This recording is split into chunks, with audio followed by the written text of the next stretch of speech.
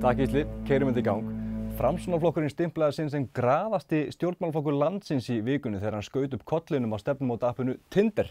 Flokkurinn skorar á fólk að mattsa við sterkari millistétt og miðað við að hann gefur fólki hvorki fleiri en að fara en 7 ástæður til að deyta sig, þá virðist hann vera DTF. Og ég sem held að það væri bara lok og lægistangur til að fengi hring á þumalinn. Annars kynnti flokkurinn stefnumál sín í vikunni og þetta var eitt af markmiðunum fyrir næsta kjörtímabil. Þá viljum við byggja nýjan Landspítala á nýjum stað. Við viljum setja það strax í skoðun, staðarval út frá skipulagsforsendum og meðal annars samgöngum. Bíddu, stopp maður. Samgöngum, þó ekki flugsamgöngum, því eitt helsta baráttumál þeirra sem vilja að flugvöllurinn verði áfram í Vatnsmýri nálægð við Landspítalann. Ein helstu rök þeirra sem vilja að flugvöllurinn verði áfram í Vatnsmýrinni hafa verið að mikilvægt sé að flugvöllur sé nálægt bráðamóttöku spítalans. Það hefur skipt öllu máli í mörgum tilvikum hvað flugvöllurinn nærri spítalanum. Það ekki bara samtök eins og Hjarta í Vatnsmýrinni, flugvallavinir eða samtök félagasamtaka með furðulegum nöfn sem leggja áherslu á þessa nálægð, heldur líka Framsóknarflokkurinn sjálfur sem ályktaði á flokksþingi í byrjun október að flugvöllurinn í Reykjavík sé óumdeilanlega miðstöð innanlands og sjúkraflugs. Þið tóku kannski ekki eftir þessu á flokksþinginu því þessi hérna stal senunni. Sigmundur Davíð yfirgaf hins vegar Háskólabíó án þess að veita fjölmiðlum viðtöl. Ekki misskilja mig samt. Ég hef ekkert á móti flugvöllum. Margar af mínum bestu vinum eru flugvellir. Ég skil bara ekki að hverju Reykjavík eina borgin í heiminum sem þarf að hafa spítala og flugvöll á 300 metra radíus í miðborginni. En að máli vikunar. Píratar vildu hefja stjórnarmynduna við Vinstri græn, Bjarta framtíð, Samfylkinguna og Viðreisn.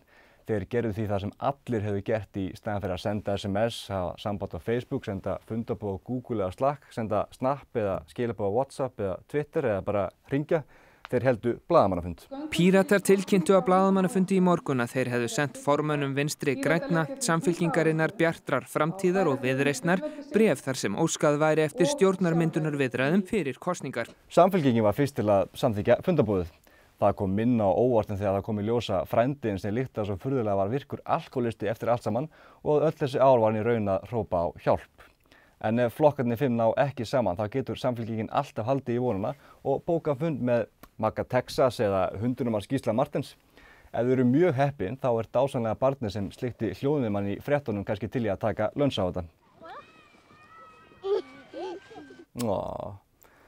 En Samfylkingin örvæntingafyllri en huldumaður sem skrifa Reykjavíkurbréfin í Mogganum og það kæmur ekki óvart þegar flokkurinn væri búinn að mattsa Framsókn á Tinder og bjóða í Netflix og chill. Flokkurinn leita nú að ástæðunum fyrir því að fylgi hefur hrunið hraðar en Árni Þór Sigurðsson þegar hann fekk egg í hausinn á þingsetningu fyrir 5 árum. Árni Þór Sigurðsson, þingmaður Vinstri grænna, fekk egg í höfuðið, féll við og vankaðist en aðrir sluppu með slettur. Þetta ennþá hræðilegt. En séra Bjarni Karlsson velti fyrir sig hvort hægt sé að kenna andúð Samfylkingarinnar á trú hrun flokksins. Virkilega góð kenning frá manni sem starfaði fyrir einu stofnun landsins sem tapar fylgisfólki hraðar en Samfylkingin. En það eðlilegt að skoða hvað veldur fylgistapi Samfylkingarinnar sem mældist með rúmlega 20% fylgi í þjóðarpúlsi Gallup fyrir rúmu ári en rétt skríður yfir 7% í dag. Ég held allavega að myndbandið svo þetta hérna, þar sem formaður Samfylkingarinnar ræðir kvótakerfi við barn væri ávísun á gott fylgi. Allir fiskarnir sem megum veiða í sjónum. Skil.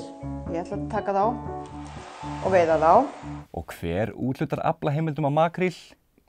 Þau hefðu kannski átt að nota eitthvað annað en skittlest til að útskýra mál sitt til að forðast óþægilegar samlíkingar. En tilraun Pírata áhugaverð. Að sjálfsögðu forvitnilegt fyrir kjósendur að fá að sjá einhvers konar drög að stjórnarsáttmála 2 dögum fyrir kosningar, að flokkarnir séu búnir að ákveða sín á milli hvaða kosningar má lifa af. Þetta sérstaklega áhugaverð tilraun í ljósi þess að Pírata boðuðu 4 flokka til fundar og sögðust tilbúin að hefja strax formlegar viðræður samstarf, að sjálfsögðu út frá 5 áherslumálum Pírata. Já, við ætlum að biðja hina flokkanum að skilja stefnuskrárnar eftir í andirinu.